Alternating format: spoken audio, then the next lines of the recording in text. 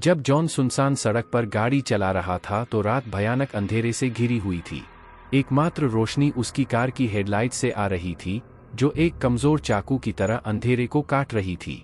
सड़क के दोनों ओर का घना जंगल क्षीण चमक को निगलता हुआ प्रतीत हो रहा था, जिससे लंबी चौड़ी परछाइयां खतरनाक ढंग से नृत्य कर रही थीं। जॉन इस एहसास से उबर नहीं पाया कि उसे देखा जा रहा है। उसकी गर्दन के पीछे चुभन महसूस हो रही थी। उन्होंने रेडियो की आवाज तेज कर दी, इस उम्मीद में कि संगीत उनकी बेचैनी को खत्म कर देगा। लेकिन जैसे ही भूतिया धुन बजने लगी, उसने कुछ और सुना, एक फीकी दूर की फुसफुसाहट जिसने उसकी रीढ़ में सिहरन पैदा कर दी। जैसे ही वह घुमावदार सड़क पर आगे बढ़ा, उसने सामने एक व्यक्ति को देखा जो गली के बीच में खड़ा था। घबराहट ने उसे जकड़ लिया और उसने ब्रेक लगा दिया। टायर विरोध में चिल्लाने लगे। वह आकृति, अंधेरे के विपरीत एक आकृति, स्थिर बनी रही। अनिच्छा से जॉन अपनी कार से बाहर निकला। रात की हवा उसे हड्डी तक ठंडा कर रही थी।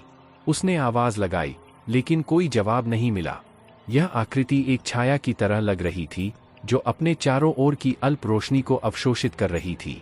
जैसे ही जॉन सावधानी से पास आया, हवा में बेचैनी भरी खामोशी छा गई। अचानक वह आकृति उसकी ओर मुड़ी, जिससे उसका चेहरा छाया से छिपा हुआ दिखाई देने लगा। उसके होठों से एक कराह निकली, जिससे जॉन लड़खड़ाकर पीछे की ओर चला गया। जो फुसफुसाहटें एक बार शांत हो गई थीं, वे तेज हो गईं, शापितों के कोरस की तरह पेड़ों के बीच गूंजने लगीं। घबराकर जॉन वापस अपनी कार की ओर भागा और उस भयावह आकृति को पीछे छोड़ते हुए तेजी से भाग गया। लेकिन आगे का रास्ता अंधेरी खाई से होकर गुजरता हुआ अंतहीन रूप से खिंचता हुआ प्रतीत हो रहा था। फुसफुसाहट जारी रही, अब एक अलौकिक हंसी के साथ, जो रात भर गूंजती रही। जॉन का दिल तेजी से धड़क रहा था, क्योंकि वह आसन्न विनाश की भावना को झकझोरने की कोशिश कर रहा था। लेकिन सड़क उसके साथ चालें खेल रही थी, हर मोड़ के साथ वास्तविकता को विकृत कर रही थी। जैसे जैसे वह गाड़ी चलाता गया, जंगल करीब आता गया। कांटेदार शाखाएं कंकाल की उंगलियों की तरह फैलती गईं। पेड़ों पर अजीब प्रतीक दिखाई देने लगे, जो अंधेरे में अशुभ रूप से चमक रहे थे। जॉन के हाथ स्टीयरिंग व्हील पर कांप रहे थे, क्योंकि उसे एहसास हुआ कि वह समझ से परे एक क्षेत्र में प्रवेश कर चुका है। एक ऐसी जगह जहां वास्तविकता की सीमाएं धुंधली हो गई हैं। फुसफुसाहटें और अधिक तीव्र हो गईं और एक भयावह मंत्र बन गईं, जो जॉन के दिमाग में गूंजने लगी। वह इस एहसास से बच नहीं सका कि सड़क अपने आप में जीवित थी, जो उसे एक गहरी खाई में ले गई जहां से कोई वापसी नहीं थी। जब वह भूल भुलैया जैसे मोड़ों को पार करने की कोशिश कर रहा था, तो हताशा उस पर हावी हो गई। अचानक कार रुक गई, जिससे जॉन दमघोंटू सन्नाटे में फंस गया। ऐसा लग रहा था कि जंगल करीब आ रहा है, परछाइयां द्वेषपूर्ण इरादे से नृत्य कर रही हैं। उसने इंजन को फिर से चालू करने का प्रयास करते हुए चाबियां टटोली, लेकिन कार खराब ही रही। शांति में एक वर्णक्रमीय आकृति अंधेरे से उभरी। उसका रूप बदल रहा था और विकृत हो रहा था। जैसे जैसे वह आकृति निकट आ रही थी, हवा एक स्पष्ट द्वेष से भरी हुई थी। उसका चेहरा एक फटे हुए हुड के नीचे छिपा हुआ था।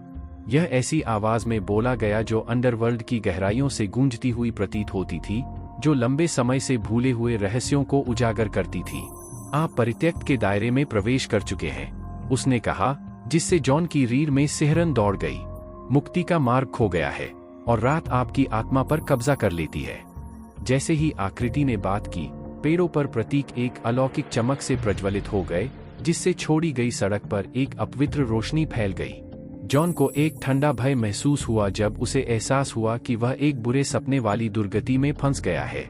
एक ऐसी जगह जहां समय और वास्तविकता विचित्र आकार में बदल जाती है। आकृति ने एक हड्डीदार हाथ बढ़ाया। उसके स्पर्श से जॉन में बर्फीले आतंक की लहरें फैल गईं। फुसफुसाहटें पीड़ा का शोर बन गईं। जैसे ही वह अंधेरे में डूब गया, उसका मन सुलझने लगा। छोड़ी गई सड़क ने एक और शिकार ले लिया। इसके रहस्य छाया में दफन हो गए, जो रात के उजाड़ हिस्से को हमेशा के लिए सताते रहे।